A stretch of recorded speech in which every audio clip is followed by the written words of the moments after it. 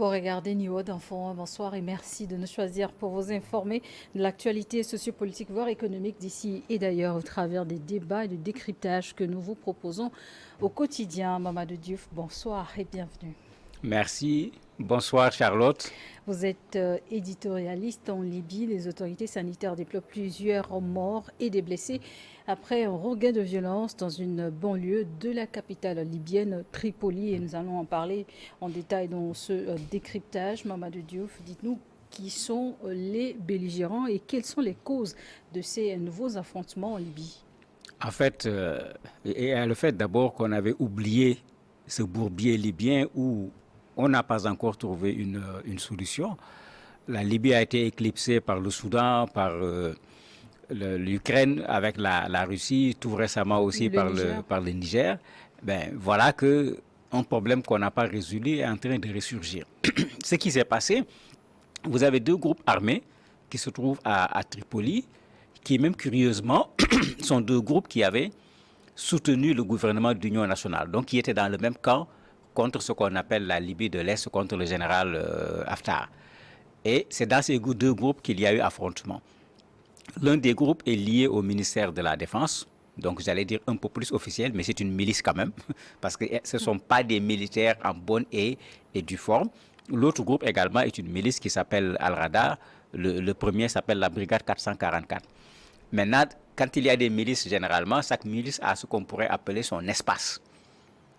Ce qui s'est passé, c'est que le groupe Al-Rada a attrapé quelqu'un qui est un commandant de l'autre côté. Ils l'ont attrapé et l'autre camp n'a pas voulu comprendre. Ils ont essayé de négocier, il n'y a pas eu de solution. Ils ont utilisé la méthode forte et voilà que les populations de la banlieue libyenne, de Tripoli en particulier, se sont retrouvées entre le coup de deux groupes qui sont en train de s'entretuer alors qu'ils ont été alliés contre le général Haftar, qui est plutôt de l'autre côté de la Libye, parce qu'on est retourné à une Libye de Tripoli et à une Libye également de Benghazi. Le conflit a éclaté lundi dernier suite à un incident et 3 jours après, est-ce que la tension est tombée ce mercredi? La tension est retombée puisqu'il y a un conseil qu'ils appellent conseil social, qui est une sorte de conseil de sages, qui est en train de trouver une solution intermédiaire. Aussi bien pour ce qui est d'abord prendre les prisonniers, parce qu'il est prisonnier, le mettre dans ce qu'ils appellent une zone neutre, demander l'escalade, demander le cessez-le-feu et poursuivre les négociations pour trouver une solution à celui qui a été arrêté par une des milices. Donc ça fait que pour le moment, le calme est revenu, mais un calme qui est précaire puisque les populations ont tendance à quitter présentement cette zone pour ne pas revivre ce qu'elles ont vécu entre ces 2 jours-là. En Libye, depuis la chute de Muammar Kadhafi en 2011, les groupes armés se sont multipliés dans le pays. Malheureusement, quand il n'y a pas de pouvoir central, quand chacun veut se défendre, quand chacun veut défendre son espace, quand chacun veut défendre son groupe, c'est à cela qu'on aboutit. Et c'est le résultat de la Libye actuelle, puisque quand on dit Tripoli, cette partie ouest de la Libye, que les gens ne se trompent pas. C'est vrai qu'ils ont tous été alliés avec le gouvernement d'union nationale, mais ce sont des groupes qui sont des groupes autonomes, voire même des groupes indépendants. Et on a la même situation également avec Khalifa Haftar au niveau de l'Est. Vous n'avez pas un mouvement unifié sous le général Haftar, mais vous avez différents groupes et parfois même des groupes hétérogènes qui se sont combattus parfois et qui, pour une raison de convergence d'intérêts sur le moment, se sont remis ensemble. Et c'est pourquoi de temps en temps, soit la Libye de l'Est, la Libye de l'Ouest s'affrontent, soit à l'intérieur d'une des Libyes, puisque c'est comme ça qu'il faut l'appeler malheureusement, vous avez des affrontements entre des gens qui, pour un temps donné, vont avoir des intérêts qui sont divergents. Vous avez parlé d'une guerre libyenne oubliée, mais jusqu'à ce nouveau regain de tension, comment est-ce que la situation de règlement de conflit en Libye était? C'était à quel niveau? Est-ce qu'il y avait une médiation engagée? Ça piétine. Il y avait une médiation. L'Union africaine est en train de faire des pieds et des mains pour trouver une solution. Mais comme d'habitude, puisqu'il n'y avait plus de coups de feu, c'est comme s'il n'y avait plus urgence. Mais il y avait quand même de la médiation pour essayer de reprendre la méthode de l'ONU, rassembler les Libyens entre eux, essayer de trouver des consensus et aller vers une élection. Mais pour le moment, ça ne marche pas puisque à la fin de la période de la première médiation, on s'est retrouvé dans une situation où il n'y a plus un texte de base sur lequel les gens s'entendent.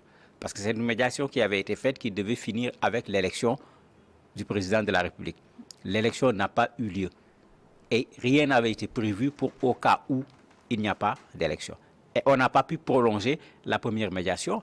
Donc, à la place de ce gouvernement unifié qui rassemblait les Libyens de l'Ouest, de l'Est, tous les Libyens, à la place de ce Parlement qui rassemblait tous les Libyens, on est retourné à la situation d'avant la médiation de l'ONU, où vous avez la Libye, partie Tripoli, vous avez la Libye, partie Benghazi, chacun réclame le Premier ministre, c'est moi, chacun réclame le Parlement, c'est ici. Donc on est retourné dans une situation extrêmement difficile avec une Libye divisée principalement en deux camps. La paix reste fragile en Libye, mais quelles inquiétudes soulève ce regain de violence dans une Libye alors que le Niger voisin vit depuis 3 semaines une situation sociopolitique critique? Oui, ça montre comment il y a suffisamment d'instabilité en Afrique actuellement pour qu'on n'y ajoute pas une autre instabilité avec la situation du Niger. Puisqu'il y a la Libye, il y a le Soudan, vous avez la Somalie, ben, ça ne finit pas. Vous avez la République centrafricaine qui n'est pas un problème résolu, même si on a réduit ce qui se passe. Le Tchad, vous avez des groupes armés qui n'ont jusqu'à présent pas accepté d'aller au dialogue national. Donc, il n'y a pas la guerre, mais on est toujours dans une posture qui est plutôt une posture de guerre. Ben, n'oubliez pas le Nigeria, le Mali. La RDC. Voilà. En fait, ce qu'on doit faire aujourd'hui, on a tellement j'allais dire, de feu à éteindre qu'on ne devrait pas pouvoir penser à allumer encore un autre feu, d'autant qu'on n'a pas été capable d'éteindre les feux qui sont déjà allumés. Je crois qu'il faut revoir cette affaire-là de façon globale pour que l'Union africaine prenne ses responsabilités, pas seulement par rapport au Niger, mais par rapport à l'ensemble de ces zones de conflit au niveau du continent, pour trouver véritablement une solution et une solution définitive. On ne peut pas être un continent qui aspire au développement et avoir autant de fronts de combat, non seulement des fronts de combat, mais des fronts de combat qui facilement peuvent déborder sur les autres pays, au moins en termes de réfugiés.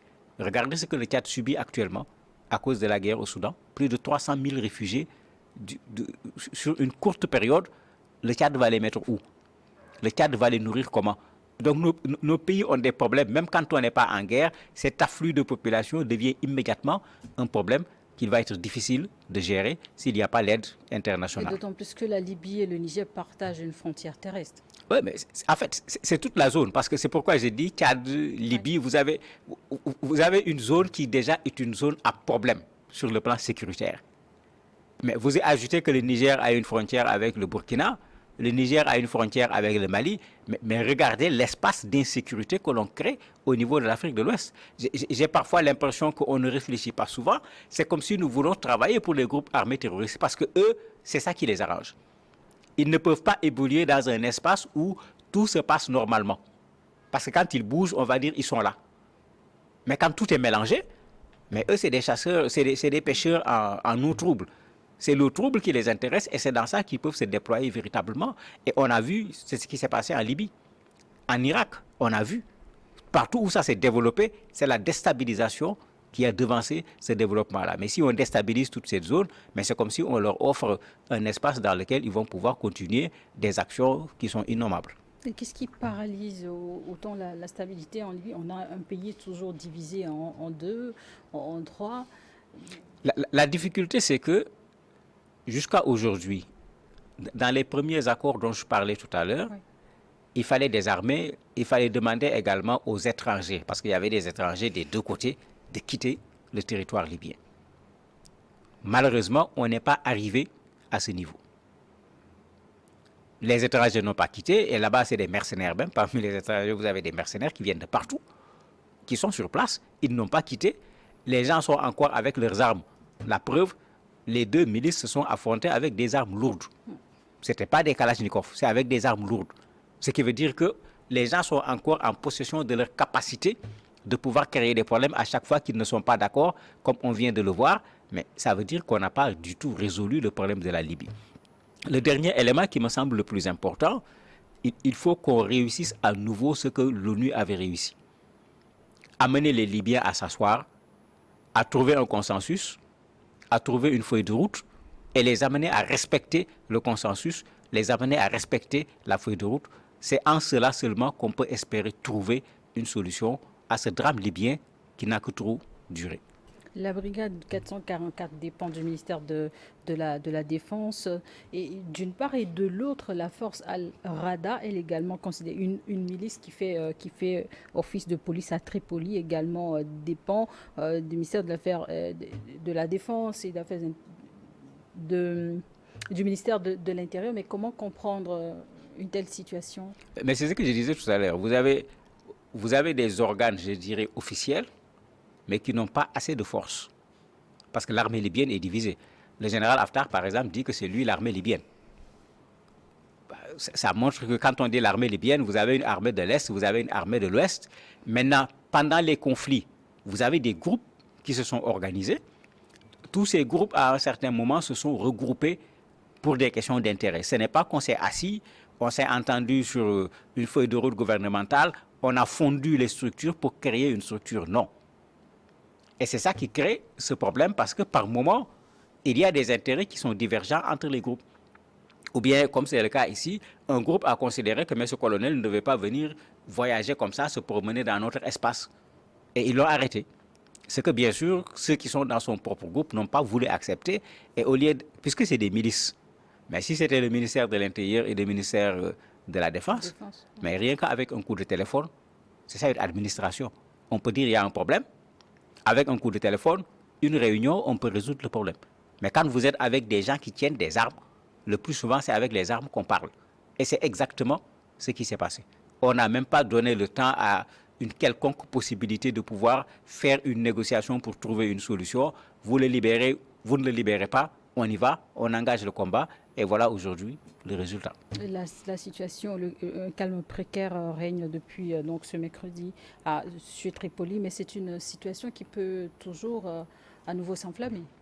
En fait, dans toutes les parties de la Libye, malheureusement, à tout moment, on peut s'attendre à ce que la situation s'enflamme. Puisque les gens appartiennent à des groupes et les gens obéissent beaucoup plus aux groupes auxquels ils appartiennent qu'à ce groupe un peu plus grand dans lequel ils se sont fondus quand il s'agit de discuter entre la Libye de Benghazi et la Libye de Tripoli. Mais si ces groupes qu'on considère aujourd'hui comme les deux camps les plus importants ne sont pas des groupes cohérents, ne sont pas des groupes solides, mais s'il peut y avoir des conflits à l'intérieur de ceux-là qui sont en principe des alliés, mais il est clair que le conflit le plus grave que l'on crée le plus également peut revenir, c'est-à-dire la partie ouest de la Libye et la partie est de la Libye. Depuis 3 semaines, des analystes politiques préviennent d'éviter de faire du Niger une Libye bis en cas d'une intervention militaire de la CEDEAO. C'est un avis que vous partagez? C'est un avis qu'on peut partager puisque il ne faut pas qu'on oublie qu'au Niger, il y a eu des problèmes avec les Touaregs. On l'oublie, ça fait partie de l'histoire. Est-ce qu'on l'avait réglé ou est-ce qu'on avait utilisé la force? Il ne faut pas qu'on oublie qu'au Niger, on a des groupes armés terroristes qui sont sur le territoire nigérien. Au Niger également, même si les gens ne veulent pas qu'on en parle, il y a des gens qui sont partisans du président Bazoum. Mais si vous intervenez en fonction du positionnement de ces gens, soit chacun se met de son côté, soit quelqu'un dit je vais en profiter moi aussi pour régler ma situation. Mais c'est comme ça que la Libye est devenue ce que la Libye est devenue. Puisque quand les gens intervenaient, on se pensait qu'on enlève Kadhafi, et après on met les Libyens ensemble, ils trouvent une solution. Mais on a eu pire que ce que Kadhafi a fait, puisque Kadhafi au moins avait un pays, on pouvait lui reprocher sa dictature, c'était une réalité, mais il avait également des acquis sur le plan social, sur le plan économique, sur le plan santé, sur le plan des études, etc. Actuellement, il y a quoi en Libye? Mais c'est absolument rien, plus une insécurité dont on ne sait pas quand est-ce qu'elle va se terminer. Mais je le dis tout le temps sur ce plateau, une guerre, on sait quand est-ce que ça commence, jamais quand ça on ne sait pas quand est-ce que ça se termine. On sait où ça commence, on ne sait pas où ça va se terminer. Il faut que les gens y pensent avant de créer encore une guerre supplémentaire sur le continent africain. Et justement, 3 semaines après le coup d'État au Niger, voit-on un commencement de piste de sortie de cette crise à Niamey? On ne peut pas le dire facilement quelle sera la sortie de crise, parce que ce qui est sûr, Bon, pendant que les gens sont très agités dans les réseaux sociaux, ceux qui connaissent comment la communauté internationale fonctionne, il y a des gens qui discrètement sont en train de faire un travail pour qu'on n'arrive pas à une intervention militaire. Mais on n'a pas encore quelque chose de concret, ça n'a pas encore réussi. Ça fait que des deux camps, chacun fait sa pression. Mais pendant que chacun fait sa pression, quand vous entendez les officiels, chacun dit en même temps, c'est la souveraineté du Niger, mais nous sommes ouverts au dialogue. Il faut que vous cédez le pouvoir. Nous allons intervenir militairement, mais nous laissons encore une place. Ça veut dire qu'il y a quelque chose qui se passe, mais qui n'a pas encore abouti. Mais espérons surtout que cette voie diplomatique puisse aboutir et qu'on n'en arrive pas à une intervention militaire. Et l'autre situation alarmante, c'est la crise économique qui pourrait être la conséquence directe de cette situation au Niger.